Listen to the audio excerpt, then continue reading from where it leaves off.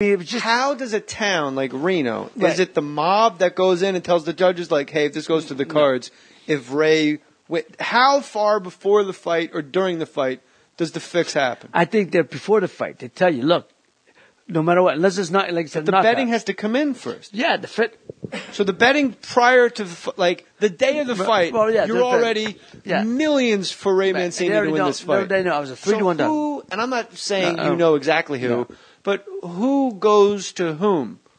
Is it the mob? in No, most no, of it's these just cases? casino heads, you know. And they say to the they judges, talk to the promoters, they tell the promoter, they tell the judges, we're going to here's lose what's our up. shirts Right, if here's Ray what's up, Mancini here's gets what's up. this.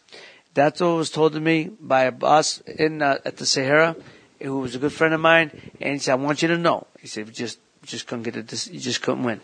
Well, talk about fixing a fight for the least likable guy too, like Camacho. Yeah, And did you want to because, fight him again right away? Jay, the other rule of thumb or come out of it is a lot of people knew I was just come back from one fight, just for Camacho. I wasn't going to extend my career.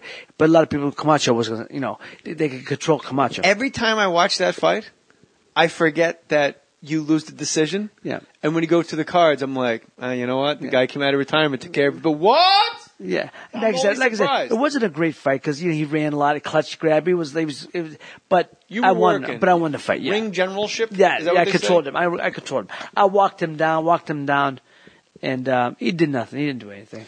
Is there a guy that you fought in your career that once he hit you a couple times, you thought, oh my God, this guy hits way harder than I ever thought, and this is going to be a problem? Early on, coming up, there's guys that you fight. Early on you get hit. Ooh, you're in for a headache. But back then, Guayo was the greatest fighter I ever fought, Alexis and he Arguello. punched harder than anybody. He punched a lot harder.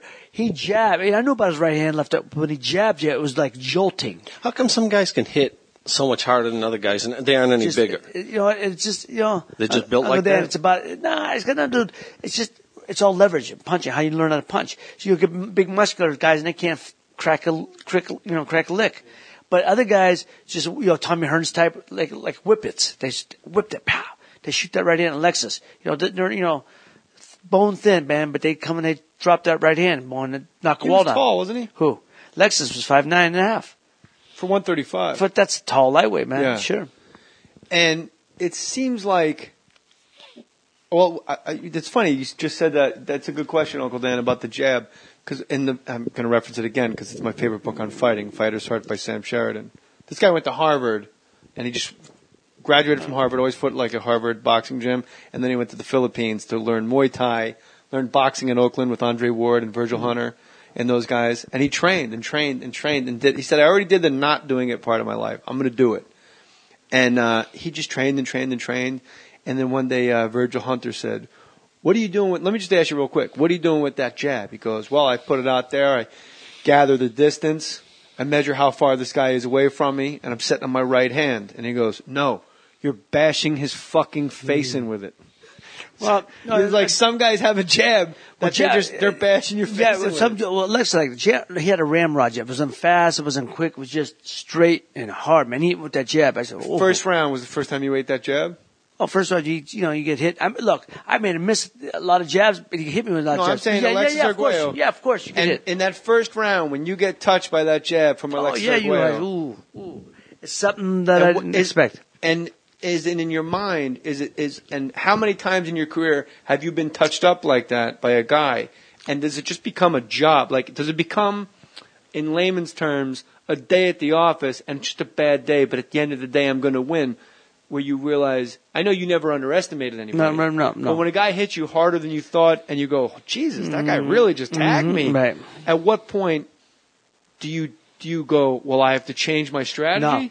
Or do you realize this is going to be a lot harder than I thought, but I'm going to persevere and kick his ass? Yeah, it's going to be tougher than I thought because my style wasn't going to change. And I'm going to keep my left hand way up. I'm going to break him down before he breaks me down. That's my attitude. I'm going to break his spirit before he breaks me. Can you feel when you've broken a man?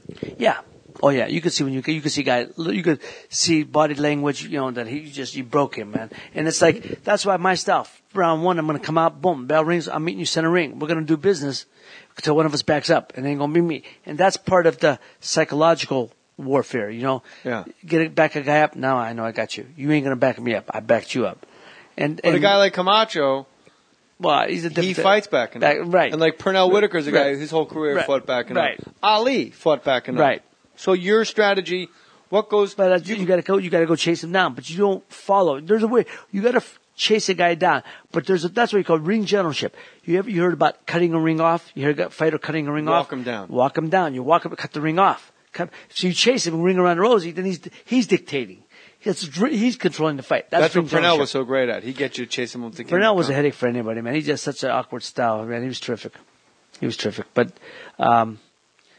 that's so Camacho was like that, in a sense, but not as. Have you ever fought a guy that when you hit him, they took a knee and you thought, I don't think I really knocked this person out? Well, early on, I used to I've been pretty good at the body, and I'd bang guys at the body. And early on, I fought a guy for the Ohio State Championship. My first title, I was like 9-0. He was like 15-0, 16-0. And tough kid from down south, in the country part of Ohio. And we fought. I hit him a left hook to the body the first round, and he dropped like a sack of shite. And I said, man, I didn't think he hit him that. I mean, I knew I hit him a good gun, right, but I didn't think he went down. In hindsight, do you think it was legit? Oh, no, it was. I dug I'm it in asking there. you, were there times you think guys they just didn't want to be in there with you There was anymore? only time. There was only one fight. No, Anyone we know? There was only one fight. No, early on in my career, on the way Ray. up. Early up, there was a Come guy. on, Ray. Only one fight. I would say I was embarrassed. 23 knockouts. You're telling me not No. one of those guys that we've heard of took a knee and you went, I don't really think I know. Oh, no. I dropped them guys. The guys I dropped. Oh, no. I knew when you hit that. I set you up for that. If you were like, no way, dude. I dropped these Jay, fools. when I dropped, I dig that left. I dug that left hook in that liver, and I thought it was coming out their back. And I knew when you hit a guy, he ain't getting up. Who took your best punch? Who took it? Who took it and didn't go down? Well, I had Lexus shots that knock an ordinary man Sounds down. like you- Oh, and Bramble too. Don't get me wrong, Bramble too. That second fight against Bramble, even the first I was different, but the second fight. Why was it different? Well, because I shouldn't have been in the fight. I'm not making no excuse. I shouldn't have been. The doctor wanted me to pull out. My manager, we wanted to pull out the fight the day before the fight. I couldn't get out of bed. I had been running a fever. We were in Buffalo. We sold out 20,000 seats. Buffalo's a second home for me because my grandfather, like I said, moved there. Furpo. And they had sold 20,000 seats. It was all over. And So you had a flu? I was just run down. Yeah, I know. And the doctor said, "Shit, kid has no business fighting." And my manager was going to call. I said, "No, you're not." I was like, I talk about this in the book too. How I've rant and raved like a spoiled brat. Like a spoiled child. No, you're not. I'm going to. I've been in training camp 7 weeks. Yeah, but in all But I said, fairness- I'll beat this guy no matter what I got. I'll beat him no matter what. Did you have a fever? Oh, I was burning up and everything. But Jay, there's a lot of guys. I fought a lot of times when I Most wasn't feeling spoiled good. brats don't argue to be able to fight. It's You're weird. hard on because yourself. I thought like a fighter and not a businessman. Because business, that's not good business going on unless you're 100%. Ray Robinson, considered the greatest fighter ever, was notorious. He was a matchmaker. It was a promoter's nightmare because he would pull out the fights the morning of the fight. If he had a sniffle, he said, "Man, if I ain't 100%, I ain't going in." And he did that numerous times. And, see, something to be said about it. That's why he's considered the greatest fighter. I shouldn't have won in that fight, but I felt I had an obligation to the fans in Buffalo, Youngstown. Right. And I felt no matter what, I'll still beat him. Look, Jay, if it's 12, that's why it's 15 round fights is the true championship distance. If it's 12 rounds, I hold on to my title. Cause I was slapping him to death. I had Bramble a shot in the second round right on the chin. He looked at me he just smiled. He knew I couldn't hurt him. They had known I was been sick, And Is it true that when you tag a guy good, Yeah. and he sticks his tongue out and smiles, the announcers go, that usually means they're actually hurt? yeah, most guys will do that to try to be, but I hit him. He looked at me, kind of smiled. He knew I had nothing. I slapped the shit out of him for, 12 rounds, 14 rounds. Do you know what the cards are up until the 13th round? No. You don't know the cards. At the time I was do you know now? Oh yeah, I was winning on the cards, all three cards, because I was throwing more punches. I was hitting more punches. I just couldn't hurt him. Bramble would he was cover up, counter punch you. But I was tagging him whenever they're moving, tagging. It's a great fight name, But- isn't it? Livingstone Bramble. You don't need a nickname with the name Livingstone Bramble. 12th round, my trainer, Murphy Griff, said, "Ray, move, man, just box." I said, "Griff, I can't. My legs, I got no legs." And, plus that's not my style. So 13th round, man, I just kept staying there. And in the 14th round, I couldn't move my legs and he trapped me in ropes. He couldn't drop me. He kept, but I always think,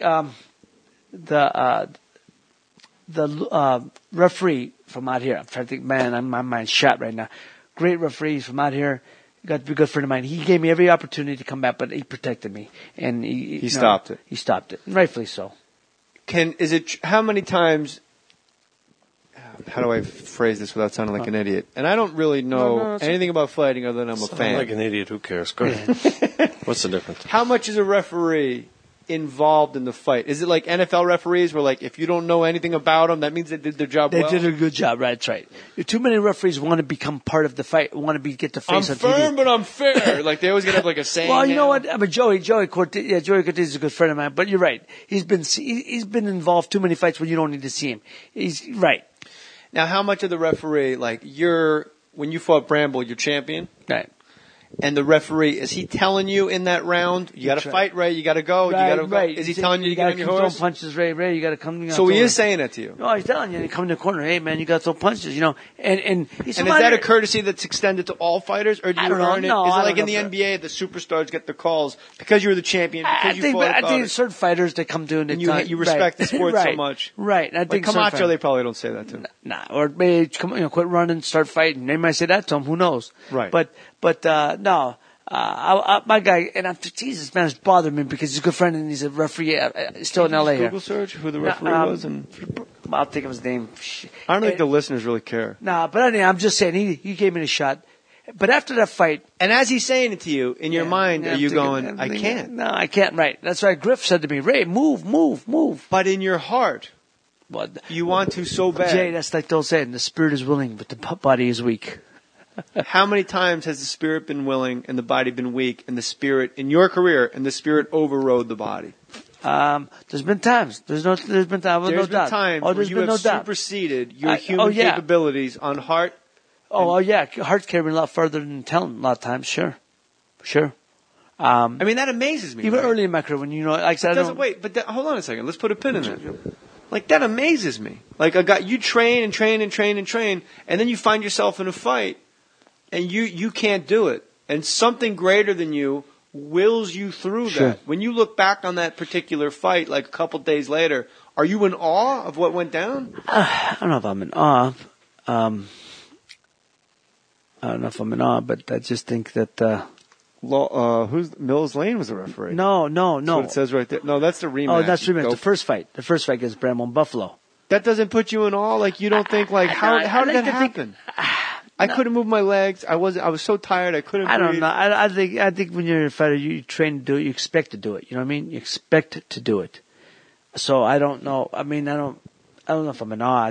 But a lot of times, I'll tell you, the one fight, I said I never wanted to quit in any fight, obviously. Only one fight I ever wanted to quit in. Really? Middle of the fight, and that was the Kim fight.